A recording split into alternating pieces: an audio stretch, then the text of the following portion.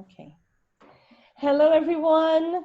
And today we have a very special edition with these amazing professionals here. We have the very immense luck of being surrounded by amazing professionals. And I'm sure that today we have a very serious matter to discuss, but one that brings me a lot of hope and joy in the same sense, right? So today we have here with us Priscila Vicente. She's the director of Start Idiomas. Hello, Pri. Thank you for joining us. Thank you very much for the invitation. Okay, Evelyn. She's a teacher and the director of English for Life. Hi, Evelyn. Hi, Fabi. Hello, everyone. Thank you for having me. Thank you. Okay, so we have Vinicius Diamantino also. He's a producer of content for teachers also, yeah? So thank you very much. Yes, thank you, Fabi. Hi, everyone. Okay. We have also Marcelo and Bruna, and they are the directors of Caltabiano Idiomas. Hello, guys. Hello there. Hello. Thank you for the invitation. And last but not least, we have Marcelo Dalpino. He is the academic manager at Cultura Inglesa. Hello, everyone. Hi, Fabi. Thank you so much for the invitation. All right. So I have a question actually for everyone, and then you can actually start discussing at your own order. Yes, so that's really up to you. My first question, in this scenario that we are living today, what surprised you most in this transition of face-to-face classes to the online classes? Well, what surprised me the most, and I guess my peers here would agree, is that was an unthinkable situation. If you stop to think about it, like a few weeks ago, a few months ago, no one would ever think that we would have to get to these measures and this would impact that much. Not only Brazil, but in the entire planet is now at home in isolation.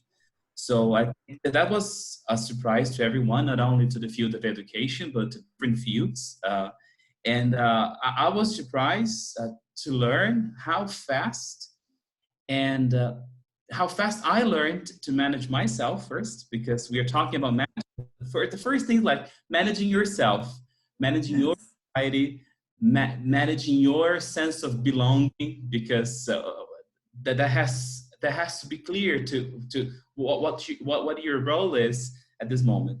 And then after, how fast people, and I'm talking about teachers, manage it to adapt and learn a lot more and collaborate a lot more. No one would agree that we enjoy being in isolation, especially teachers. We enjoy being surrounded by students and peers. But I was surprised to see how fast we managed to collaborate virtually and online and to adapt. Yeah, I absolutely agree with what Marcelo said. And I was also very, very surprised with the support I got from parents. Which was something that I feared the most. Most of my students are teens, so that's why I say parents, but I also mean adult students. And I was really afraid of the resistance and that they would question a lot online classes and all the online environment of the school. But they were very, very supportive.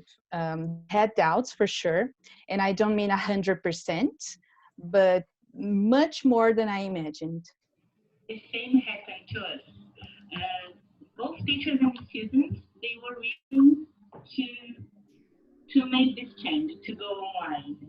And some students, we really expected they would be very resistant because they were not very, they didn't use technology so much when we were teaching like one-to-one lessons, but face-to-face we realized that it was something difficult to them, something challenging, and they really surprised us by trying to do this at least.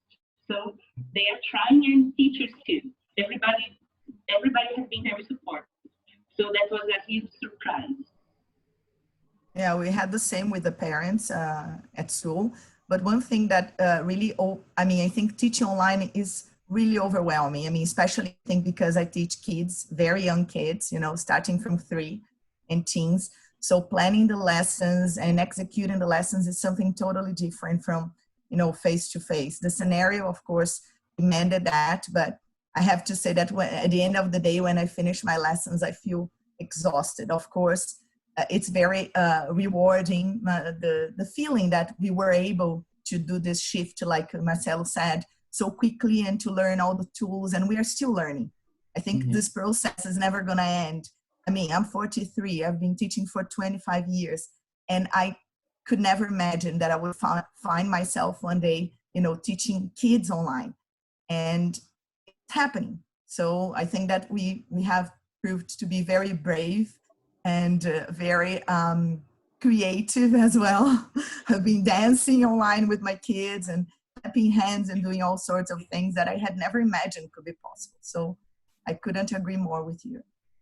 And you actually read my mind. I was going to say exactly that. Well, I no longer work with the students themselves. I work with teachers, but it's been amazing to see how fiercely teachers have gotten into online teaching, and how much passion they're putting into translating and transforming and getting everything they do on presential and try to adapt that into the best they can on online teaching. And even though it's really overwhelming, just like you said, especially for those who are just beginning at online teaching, it's amazing to see how passionately this has been happening. I think, I'm not sure if I can say that as a surprising something, because while we're teachers, we love what we do everything passionately, but it is nevertheless amazing to see that shift.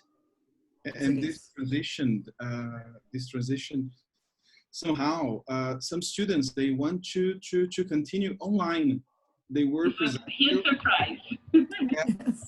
Yeah, it helped us also in the sense, like thinking in other possibilities, in other ways to work in the same way, but now online, offering something different. That's really nice. That's the point. Of course, everything that we're living is, well, we wish we didn't have to, you know, live through this kind of situations. But if you see the symbol for crisis in Chinese, it's very similar to the symbol that we use for opportunities. Because a lot of opportunities for learning come from a situation of crisis. I think it's just like when we have problems in life, personal life. Exactly. Every time we have to face a personal problem or an issue you have in life, that's not something you planned or you wanted that to happen, but you will have to learn with that. Something will have to come. Yeah. And this is really interesting because the word opportunity itself, you know, can be positive. It doesn't have to be. I mean, when we talk about opportunities, we talk about learning, chances to make it something better or differently.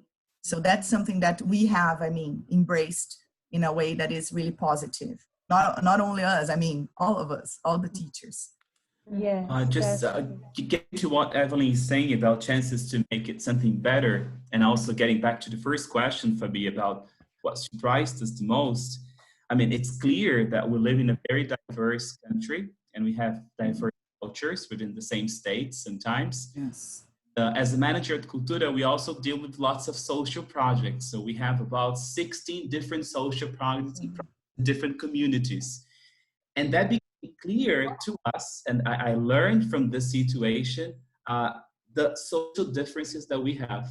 Because we're discussing in our units of Cultura Inglesa from different states, the possibility of transitioning from face-to-face to online solutions. But what about students at Paraisópolis, for example? What about students at different places in Diadema? What are we offering? And then how can we cooperate in community with different organizations to make it happen? So for us at Cultura, we've been learning a lot about the communities first, what resources they have, and thinking about, just like Evelin said, different ways to help and make it happen. So that has been a challenging for us. Like, what can we do to support every single student? Yeah. Yes. Amazing. You mentioned challenges, so I'm going to move on to our next question. What has been more challenging up to this moment for the transition? And then, Vini, I also have a question more like for you. You have been seeing this transition over the years for a lot of teachers that are coming from a face-to-face environment to an online environment. So what have you been seeing with these teachers as well? All right. So the question now is about challenges. What have you faced that was more difficult so far? These teachers are working much more. We have been Absolutely. working much more as teachers. For example, we teach mostly one-to-one or small groups, and then we have a regular board, and then you can use it. Now you have to prepare like a PowerPoint presentation, or you have to come up with other solutions in which students can interact. So you have to learn how to manage all tools. I've taught online, but a very few times.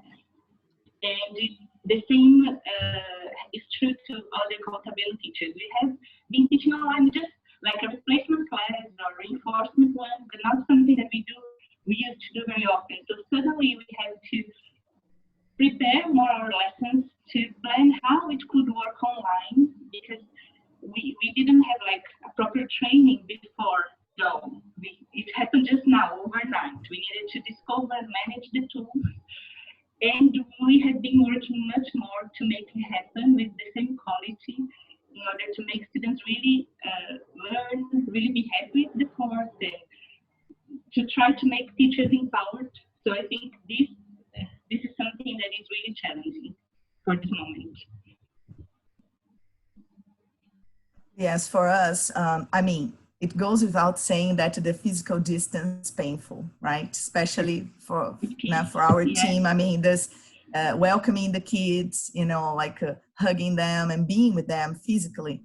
This distance, the first week was, I mean, we had to start. We had no way out, but it was really painful. And it has also been when the kids ask me during the lesson, like, where, teacher, which page? I just want to, you know, like go inside the screen and say, hey, here. So I think this, the feeling that we have to do, I mean, we have to deliver a great class no matter what. So I was self-critical. I mean, at the end of the lesson, I was like, oh my gosh, did I deliver a good lesson? Did they learn? And now I'm reflecting even more. You know, when I finish a lesson, I ask myself, did they learn? Are they happy?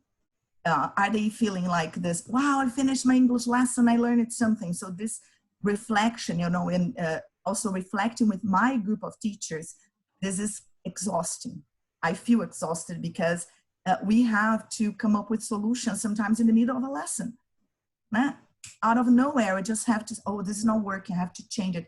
So the more, I mean, we plan, but things can go a different way. So I think, and also for kids to sit in front of a computer, focus and learn. Wow, that's, I have to, you know, clap my hands for my students because they've been amazing, really amazing.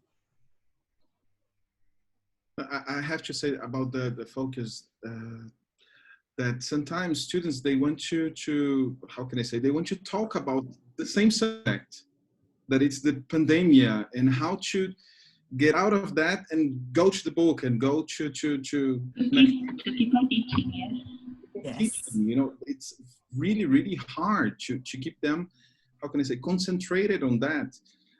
Besides talking about, oh, I heard that on TV, or oh, I heard that on radio. Oh, did you see that tomorrow they're going to open or they're going to close something like this or like that? You know, I think that keeping them concentrated is a great challenge, you know, to go back to what matters, you know. Especially when we teach one-to-one.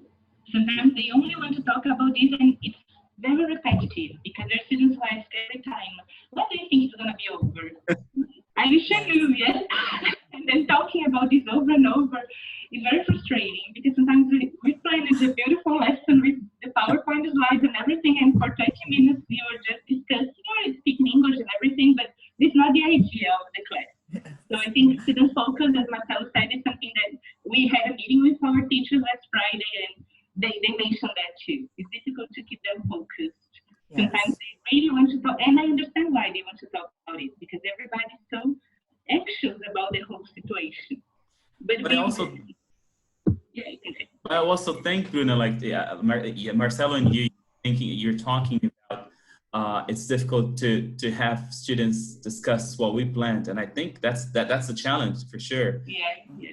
Difficult sometimes from the perspective of a manager, also from the perspective of a teacher, to deal with our anxiety during this uncertainty, because we are there. I don't know about you guys, but I'm here at home. It's been like 3 weeks. I'm in isolation. There's no one home with my cats.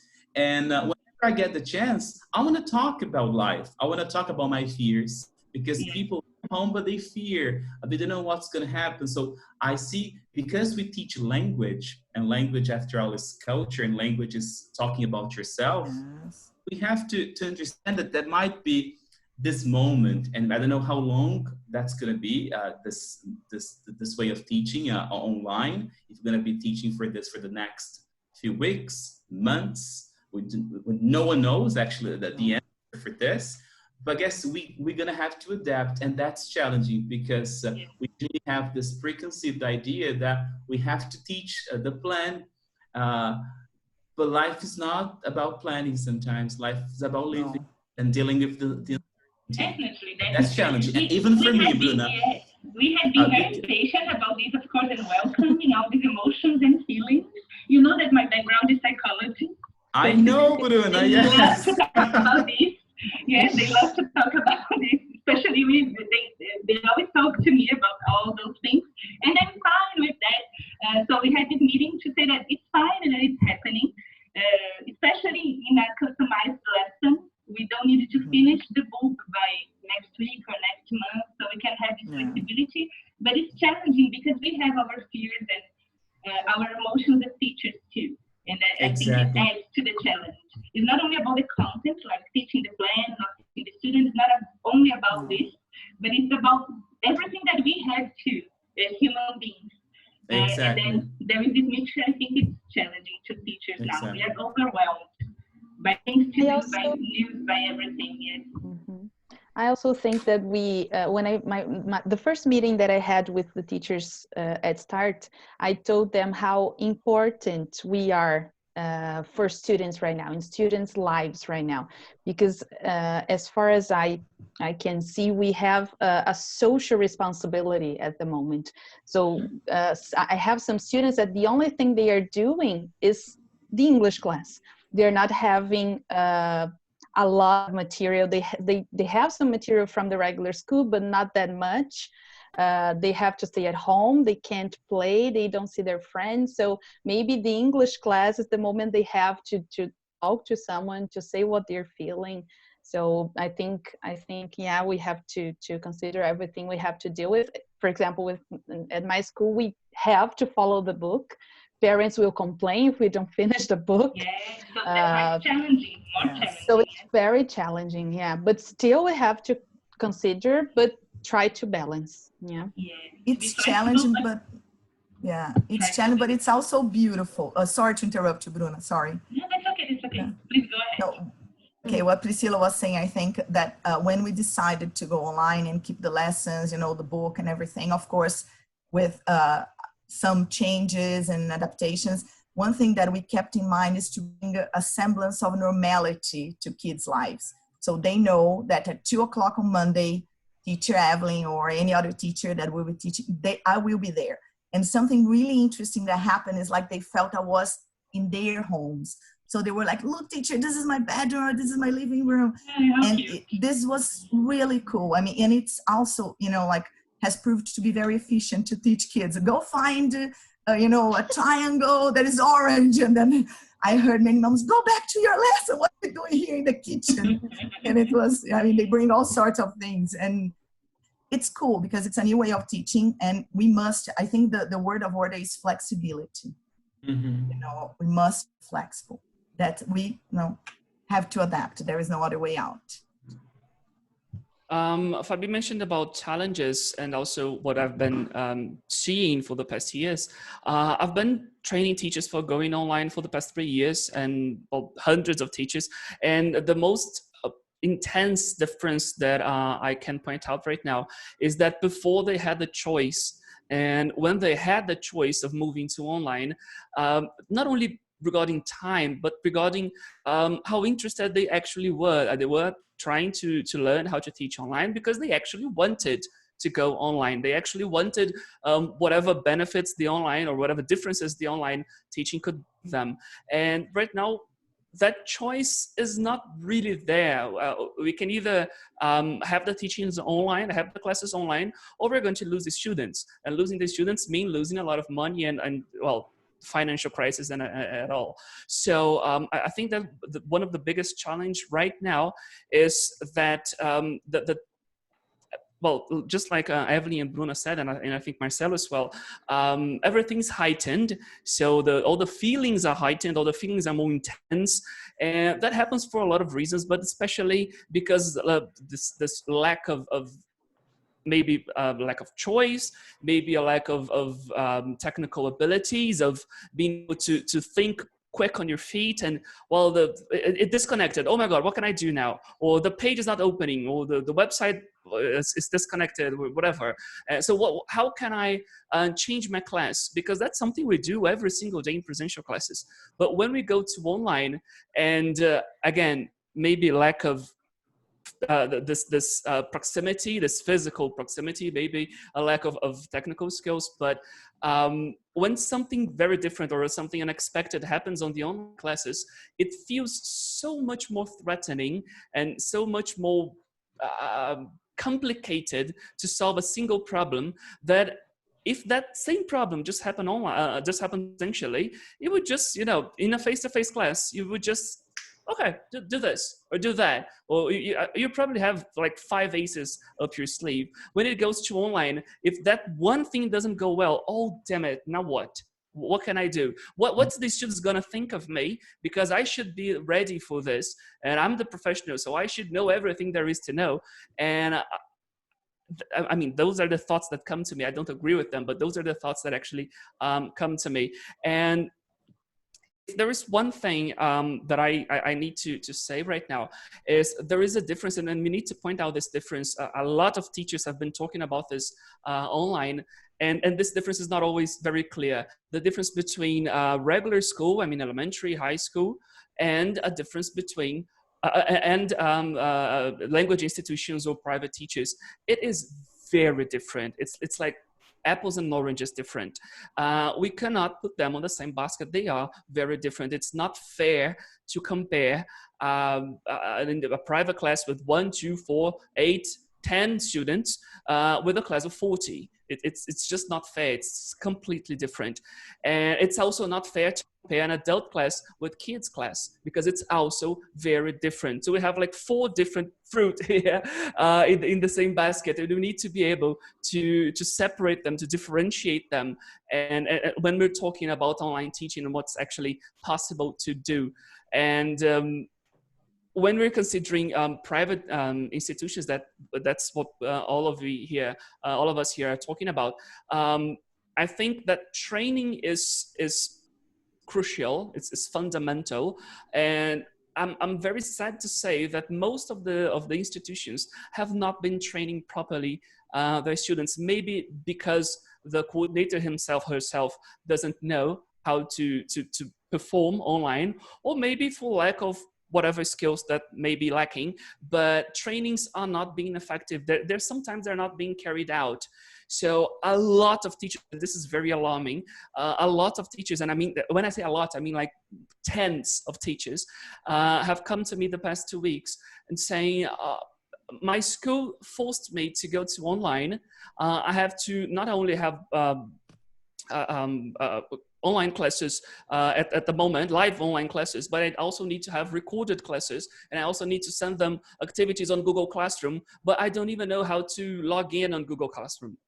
And that's really alarming, the lack of training that schools are not helping enough, right? Vinicius, Please, I'm not saying any of you, okay? I'm just No, okay, but Yes. that's a great point actually, and I'm with you on this because sometimes I question before this interview today started. I was thinking about it, like how much and how often do actually schools offer uh, to teachers in terms of training? We are talking about a period of crisis, and I understand it's different. But how often are we discussing training initiatives on an ongoing service, for example, talking about in-service education? And I think that the schools that do not offer any kind of support, and maybe because they were not offering any sort of support even before crisis. And things are Yes. getting more serious because I have to, because I was not I was not interacting to my teachers, and I was not discussing training initiatives. And now I have to, because not only do I have to offer support, but also teach tech tools and online learning. And that's something that's also challenging for me, for example, because when we got the idea that, well, that was a certainty that we would have to close all 58 units in 3 different states. So we're talking about 500 teachers waiting for an answer. And I felt pressure, saying, I do not have the answer. So the idea was, why not collaborating, listening, and trying to interact with teachers and building the teacher initiatives with the teachers. So we're going to learn Yes. how to build your CPD in collaboration, because I did not have all the answers. As you mentioned, you know what to do when it comes to online teaching. It was new for me. I mean, we had some ideas in terms of digital tools, but not about online teaching per se. So why not invite the teachers? So we created a committee of teachers discussing training initiatives. And that was relevant because we were embracing students' voice, teachers' voice, and from that perspective, starting a new school, a new movement, actually. Mm-hmm. And I think we it's have really. also. Oh, I'm sorry, Evelyn. No, go ahead. Go ahead. Just finish the thought. I also think that this is. It's very important to understand that what's going on right now, this shift to online teaching for the duration of the quarantine, is exactly something that's going to pass. It's not something definitive. In a month from now, maybe, possibly, hopefully, right, we're going back to face-to-face classes. So it's not necessary. And again, I think, when we create a new project and we have the MVP, the minimum viable product, I think right now we have to MVP the online teaching. So what's the minimum? What's the basic that I need to know to deliver a decent online class, and not go too deep? Not going to. You don't need to understand course design or online course instruction. That's not the point. I totally agree with you. Completely not the point. Absolutely. Yeah. For example, when you can go, Marcelo. Just to say what Vinicius mentioned, something quite interesting now, the MVP concept, like the minimum viable product. At Cultura, we're now talking about minimum viable planet, because that's that's the MVP for us, minimum viable planet. Go ahead. Makes more sense, right? So, when I first started talking to my teachers, they already knew Zoom, because we had already used for meetings, and luckily during my training week, because I have it every semester, in January I gave them a session on online teaching. Well, don't know why it came to my mind, but it was very simple, because I couldn't imagine that we would have, because at school we used to have online class. I have been teaching online for 5 years, but only private students, which is something very different from having a group. So then I gave them this training for private students. So then it was easier to talk to them, because the basic they already knew. But I absolutely agree with what Vinicius said, because something I told them was, let's be basic. Let's teach students how to open Zoom and then have their classes, because that's what we need now. If we need to change something in the future, then we'll try to work with, and we use Google Classroom too, because then they don't have to use it at the same time. They don't get confused. And talking about my topic, which is special needs, you also don't get the class very confusing for students with ADHD or students who sometimes don't know how to use the internet very well. So keep it simple, like Evelyn said, because this is an emergency. Yeah, and we have also to be one thing that has proved to be very, I mean, not difficult at the beginning perhaps, but we need to understand that by using cell phones or uploading or downloading videos, kids and teens and parents, they are not aware of the correct use of technology for education. So that's totally new for them. So, I mean, tell a parent to send an ID or you send a link to Zoom and then I sent a video and then we're like, but I won't be able to use it. I don't know how to do it.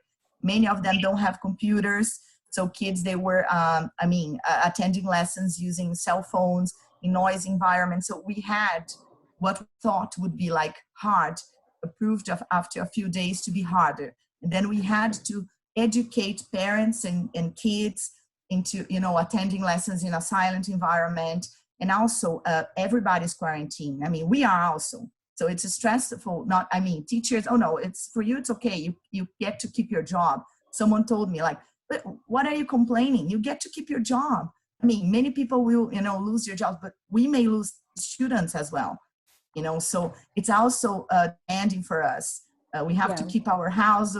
Okay, yes, Abby. No, sorry, please go for it. So, and then that's also overwhelming for us. So we need, I told all my teachers, we have to be human to understand that these parents are also stressed.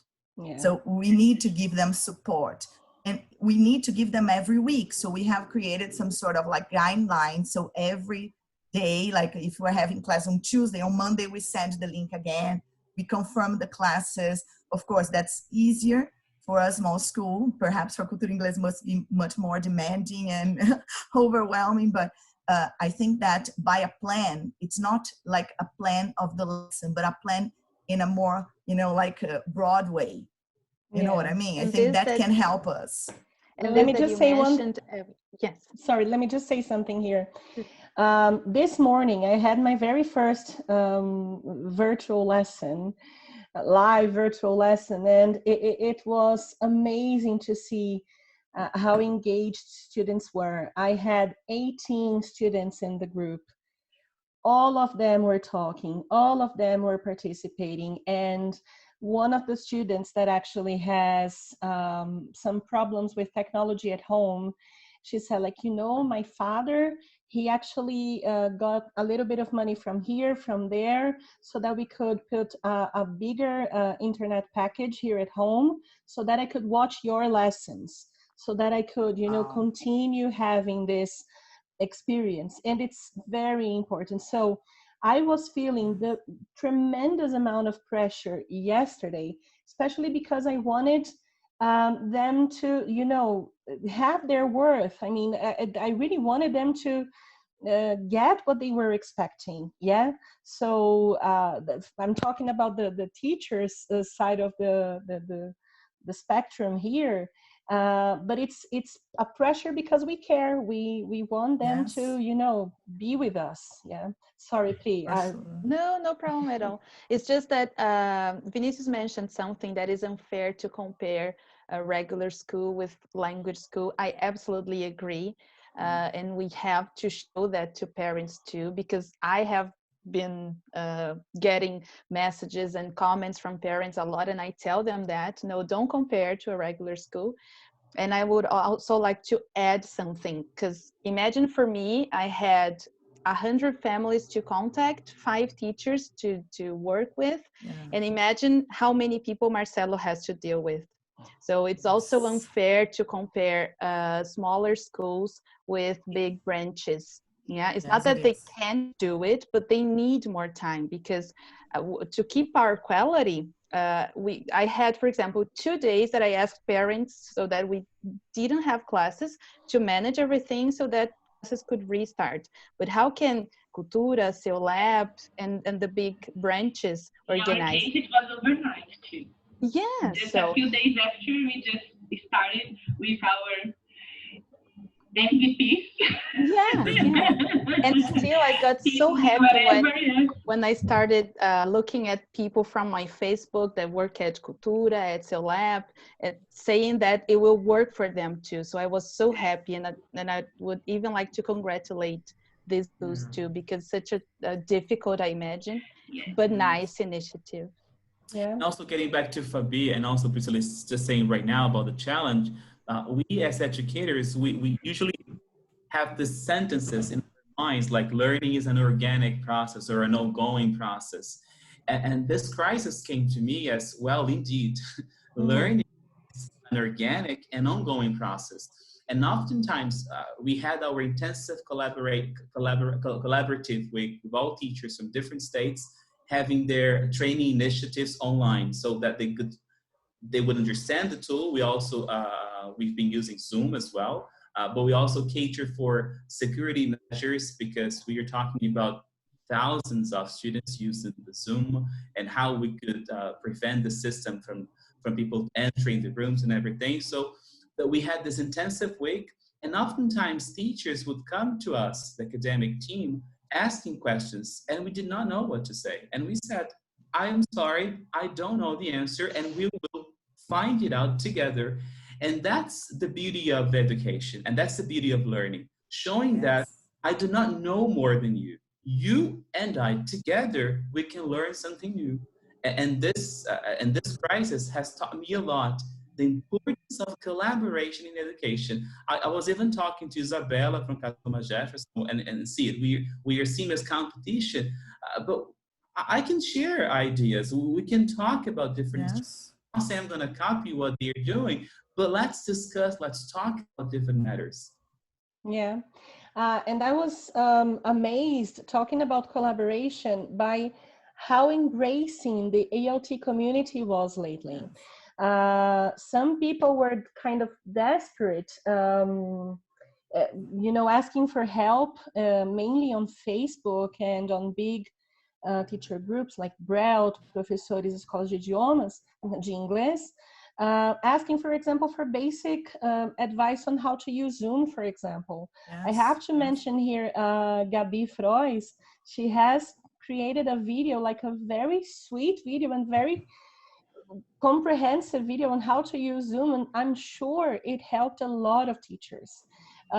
Vinicius, do you have any other recommendations for the teachers who are out there that actually need some support, some help in this transition? And I'm lucky to say that I find a lot of support at Cultura, but there are some some teachers in the community that maybe don't have the same luck, right? So do you have any recommendations on this end? I think you just mentioned one of the first things I would recommend, that is going to groups, finding groups of teachers and bonding with other teachers and sharing and collaborating, just like Marcelo said, with other teachers. Brelt and Professores Escolas de Inglês are two great groups on Facebook. If you look for groups of teachers, you're going to find many on Google that directs to many different platforms or many different apps. I myself, I have 4 groups on WhatsApp. All of them are for teachers. One of them is free. Three of them are paid memberships. And I really like the word that Claire Venables uses a lot. That's community. And when you go to these groups, smaller groups, so we actually create communities of teachers who embrace whatever is going on and who actually help each other. An example of that is one of the members. She loves working with Zoom. So she created a small course for Zoom for teachers. And this week, Zoom has been targeted for some, some newspapers are saying that Zoom had some sort of privacy and security issues. And she not only updated her course, which it was obvious that she would do, but she also, this night, from yesterday to today, it was 4 a.m. She was sending messages on the group, updating everybody else on the group that there was this shift on this update on Zoom, that they needed to add passwords and that they need to add waiting rooms. That's now mandatory. It wasn't up to yesterday. And this help, this collaboration, I think it's key for this change that we're going on, that we're going through right now. And it's something. I know it's kind of stupid to say that, and I know it's. It might sound rude. Please don't take it wrong way, but everything is indeed on Google, and I'm not just saying that everything is on Google just to sound I don't know, presumptuous or something. But the thing is, for example, I have a YouTube channel. I upload videos on YouTube every week. 2 weeks ago, I have 8 lives in the period of 9 days. Teaching stuff about online. I'm going to have the same thing this week, starting on Tuesday, another a binge watching of classes on YouTube.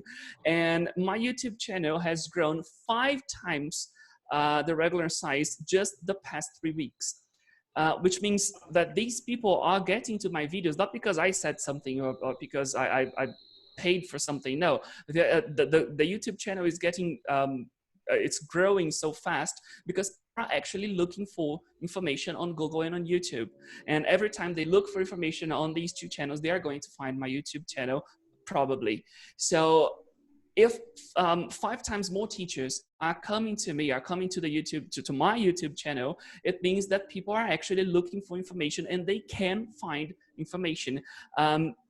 Of course, I would always recommend getting together and forming communities. But if you're the lone wolf kind of person and you want to learn things by yourself, there are all the informations you need. They are online. You can find it on YouTube and you can find it on Google. Very nice. I'm very sorry to say, but we are reaching towards the end. So, I can't believe it. Yes. So I have a final question. So first of all, what have you learned from this process? And also, if you have any final considerations, any tips for the teachers out there, any practical ideas that you guys may want to share? So the first thing I'd like to say that I've learned is that we always have to rethink our businesses and our practices as teachers. Sometimes of course, we're always looking for new courses, we're changing our practice, but really rethink, like what other ways can I do the same thing? And something that I've learned and I actually realized is that my school is not a space. It is the people that are involved, because the first day I had to stay home and then my teachers were in their houses, my students in their houses. I was very sad, I have to say. I cried that day because I said, my school is broken. That thing, that unit that we had doesn't exist anymore. So now I have colleagues, I have peers that are private teachers teaching their own students. But then with time, I realized that that's not true. We're still a unit. Although we are in different places, we're still start. It was hard. I didn't think I would say that now, that day that I cried. But yes, distance is not the base. We're not a building. You create the school with people, with classes, with teachers, and the relationship that is built there. Okay, anybody else? Well, you asked us, Fabi, what we have learned, and I would change the verb tense. I mean, what I've been learning or what I'm learning at the moment, because the crisis is still happening to us, and that's going to be, we're gonna get back to normal standards, as we can say, but there will be lots of new practices being implemented after this period of crisis. And the first thing, I learned was the importance of collaborate. I'll insist on this word, but not only collaboration and talking from the perspective of a bigger organization, just like Cultura or CELAB or any other bigger group, the importance of collaboration with different areas. So the academic team talking to the operations, talking to the marketing team. So having this committee and talking about it on a daily basis, because news, they come and you have to adapt, you have to rethink your practice, as was mentioned by Priscila right now. But having these new ideas elaborated within a community from different fields of knowledge, from different areas, is essential. And also what I learned, it was clear to me, but it became evident now, that it's not about technology, but it's about people finding ways to interact. It's about caring, it's about sharing, not about technology. Thank you I very couldn't much. agree more. I was like amazed when I decided to, in the morning, like on, I think March 16th, I called my teachers and said, we have to go online, we have to shut the school. And I, like Priscila, we talked over the weekend. I talked also to Michelle Woodson in Spain. And she told me, Evelyn, close the school now. It's the best way to go. And I was like, okay, I have to do it. I cannot overthink it. And then I called my teachers and they were really supportive. I couldn't be more proud of my team. And they were like, no, let's do it. We can make it happen. And over the weeks, like Marcelo said, and also Vinicius, many teachers calling me and said, oh, I saw you are going online. How can I do that? I can't. Many teachers said, oh, I don't know if I can do it. And I was like, you can do it. You will be able to believe yourself, because like Marcelo has just said, technology is just a way of doing things. What we do is teach. And that's what we have, like when I wake up in the morning, I have a schedule. Of course, my office is different. My kids are not with me physically, but we are teaching, and that's what we have to keep doing. And I'm still learning, and I think I will continue learning. I was a little bit resistant. I mean, some years ago when I went to my first Brastiso and I went to this talk about 21st century skills, I was like, come on, I'm not gonna use it. And then I remember like 2 weeks ago when I started using Kahoot, I was like, oh my gosh, when I go back to school, I'm going to use it every lesson. Like, it's super cool. And lots of things. And yet I got to keep the dancing, the singing. And one thing that made me really happy, at the end of the first week, so many teachers had reached me for, advice. I was like, who am I, to give advice about teaching online kids? I have just started. And I told my husband, it's a feeling, I felt my heart was so warm because I could help other people. And I don't remember the last time, because we work individually. We are also, focused on what we have to do for our companies and our schools. And then we forget that what we do and what bonds us together is teaching. Yes. So that's what we are here, because of teaching. Yes. I totally agree with Evelyn, because in our case, our team and students were so supportive that we see that Caltabiano is much more than this face-to-face lessons that we usually teach. It's much more, because everybody was really willing to help. Gabi, she repeated her workshop yesterday. She said, oh, couldn't you share on Caltabiano? Let's do something together, so that we could invite them. There were more than 100 people who went to the workshop and everything. So there are too many people who want to learn. And then she offered to do this. Said, oh, let's do this together. So I see how amazing it is. So I see that it's much more than like this teaching thing. It's much more. Everybody's together. So it's something that we saw. And we've had a company. We opened the company 9 years ago. It was our anniversary this past week of 9 years. We couldn't meet to celebrate, but okay, yes. Just like online celebration. We will, don't worry. We will. Yes. And as a small school owner, I can say that there are so many ups and downs in this life of having a school. And at this moment, we realize so many things. Every time I talk about this, I say, oh, working capital is so important for a company when you want to open a company and everything. And it is so important, because not because students don't like the online lesson, but some of them are afraid of losing the jobs or not having money to continue and everything. So we rethought about how important it is and how we can rethink the business, the classes, and everything. So it was a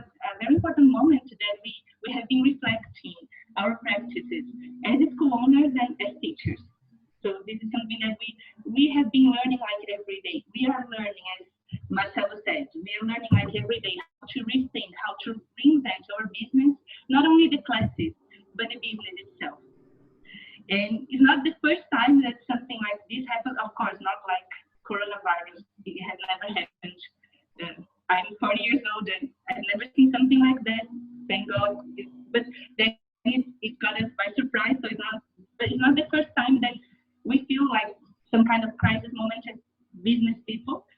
And we think it's not going to be the last, but I think the message is to be persistent, to fight our difficulties. We are going to survive this with teachers, with school owners, and everyone else. We have to get together and fight in order to pass through this difficult moment and survive it. And we believe we will manage to do this. Can I thank two teachers that were very helpful before I started? Leandro Zuanazzi, he was amazing. I sent him a message. I said, Leandro, please, I only know to use Zoom as a student, not as a teacher. And he sent me this like cute videos, explaining. Nice. Yeah, and also Sergio Pantoja they were amazing. They helped me, sending me messages on how to train my teachers, and they were really helpful. I'd like to thank them. Just as a final consideration, I liked a few remarks. First thing, I really agree with Marcelo when he says that it's not about technology, and I think that's a very important point to repeat. It's not well, it's an emergency. It's not definitive. It's not about technology. It's about your class. So if you don't intend to stay online after this crisis and everything, so don't worry about the technology. Don't worry about getting a new webcam. Don't worry about getting a new microphone, a new laptop or something. You will not need it. Probably it's very likely that you can teach your classes with whatever technology you already have in your hands. So it's not the moment of wondering what could I buy? How could I make my online classes even better and more magical, just like A or B teacher does, because they have so many great games and great activities. And that's not the point. That's not what we're supposed to focus on right now. And also be aware of this information overload, because we're going to find a lot of information in groups, and also online, the two places I told people to look for 10 minutes ago. But we're going to find a lot of information, so don't try to consume everything. Go there, take what you need and go apply it, and that's it. If it's working well for you, if it's working well for your students, that's what you need right now. Again, if you intend to make a career out of it, then yes, then go for it, go study, go broaden your knowledge. But if that's not the point, then don't go for everything. Don't really be aware of information overload. Yesterday morning, if I'm not mistaken, I posted a question on my Instagram account asking people what was one of the greatest problems they had on going online or recording video lessons and stuff like that. 2/3 of the answers, and I'm not joking, it's actually 2/3 of the answers were, I'm too shy to record a video, or I'm too shy to show myself on camera, which was something that I did not expect. I was expecting something more technical, to be honest, or something more pedagogical, to be honest, and not that people were too shy. And that was that's 2/3 of my questions. So I did not expect that, and I have to start producing something related to that topic from now on.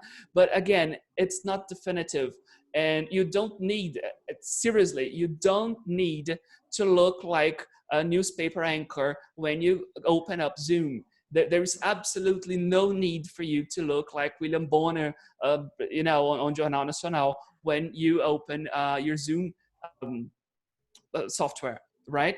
And last but really not least, if there is one message that I really need to get across, teachers, is you are still a teacher.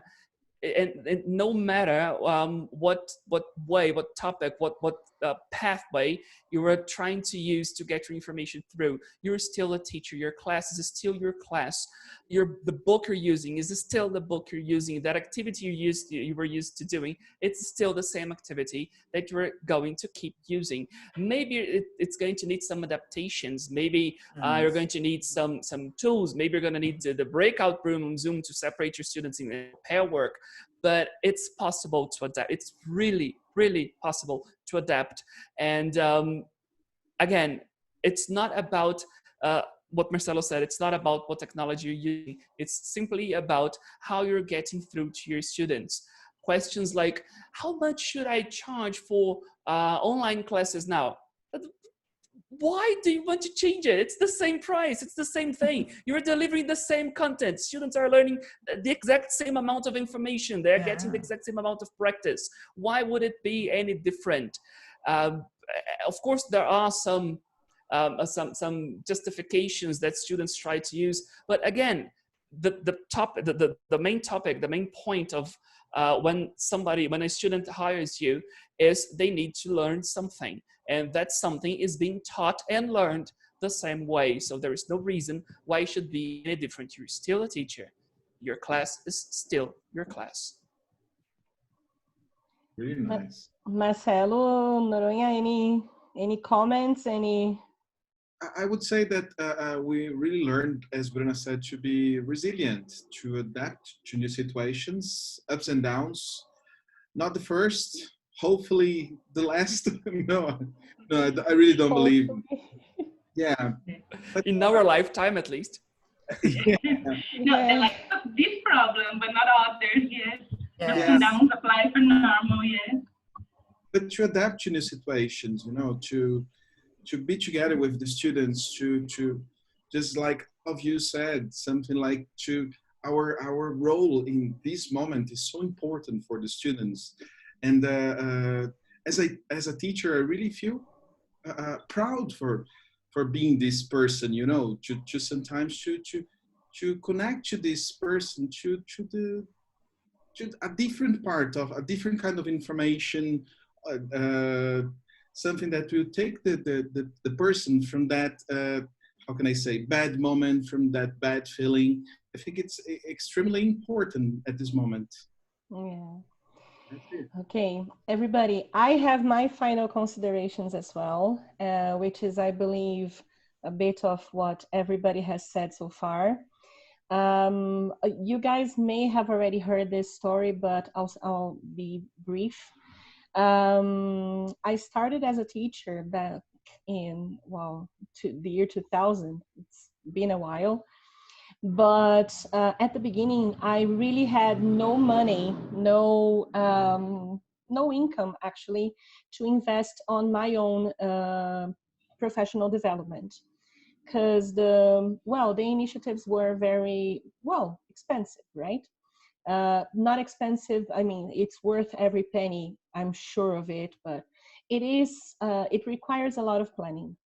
Then I got to Cultura around 8 years ago, and I started working on my CPD, especially because I had many opportunities in the company. But then what really was bothering me was that, okay, what about people that are still in my condition back in the year 2000? Which is the main reason why we created Talking EFL. And I believe that is the essential heart of the blog. And if there is a word that we need to, spread, is collaboration. We need to collaborate with the ELT community to reach the lower income families, to reach more people, because I truly believe in a bilingual nation and how important it is, English, in the lives of all the teachers, all the students actually, that we affect somehow.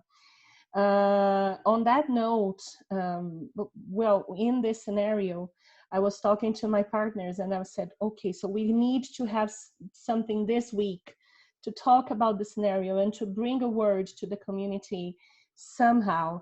And then we created everything very fast. It was a week only. And at this moment, I really would like to thank the 4 crazy people that are in this enterprise with me. So Rodrigo Correia, Arthur Medici, Lenora Haranaka, and Bia Solino.